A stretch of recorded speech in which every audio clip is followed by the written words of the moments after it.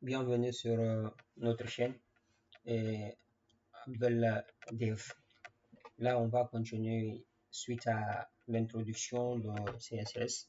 Dans cette partie, on va voir ici encore toujours en profondeur la notion de CSS. Donc, le CSS ici s'utilise pour décrire la présentation d'un document HTML. Une fois qu'on a le document HTML qu'on a déjà mis en place avec la structuration de la page, maintenant côté présentation, côté mise en style, ok, côté déco de la page là, on va utiliser le CSS. Donc, il existe trois façons d'ajouter du CSS à une page HTML. La première façon, c'est en inline, ce qu'on appelle le inline CSS. Le style est appliqué directement à un élément HTML. On prend l'élément HTML, c'est qu'on part dans l'élément HTML intéressé, ok, et on ajoute ici le CSS à l'aide de l'attribut style. Donc voilà ici l'élément. Quand on dit élément, on fait allusion à quoi? Au tag, c'est-à-dire aux balises. Donc voilà notre balise h1. Dans cette balise, on a ajouté un attribut style, et ça c'est la propriété. Après, on va revenir sur les détails, et là c'est la valeur de la propriété. Après point virgule, on a font size aussi 2.30 pixels. Donc ce sont ce qu'on appelle ici une façon de mettre, d'écrire du CSS, mais à l'intérieur d'un élément, c'est-à-dire d'une balise. Donc voilà notre exemple avec ici P qui est une balise, là c'est la balise P, dans laquelle on a ajouté ici l'attribut style. Pourquoi? Pour écrire du CSS. Ok? Donc ça c'est la première façon d'écrire du CSS dans une page HTML. La deuxième façon, c'est ce qu'on appelle le internal embedded CSS. Donc le style est défini dans la section style de l'entête head. Donc on part dans le head de la page HTML et on insère, on définit à travers ici la balise style là, qui est une balise qui est paire le CSS.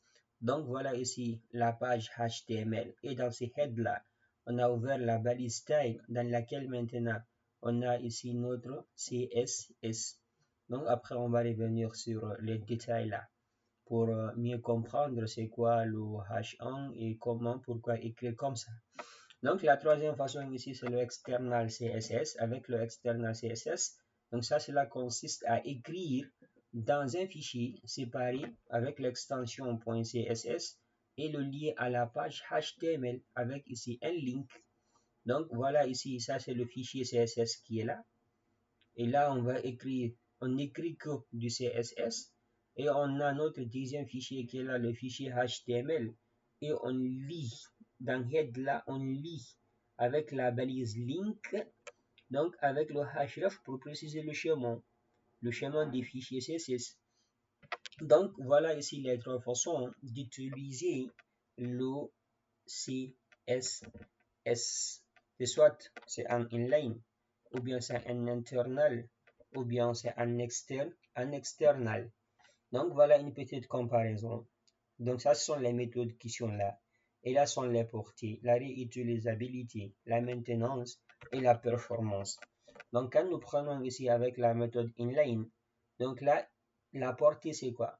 Il n'est utilisable, il n'est applicable, ou bien il n'est appliqué qu'à l'élément unique.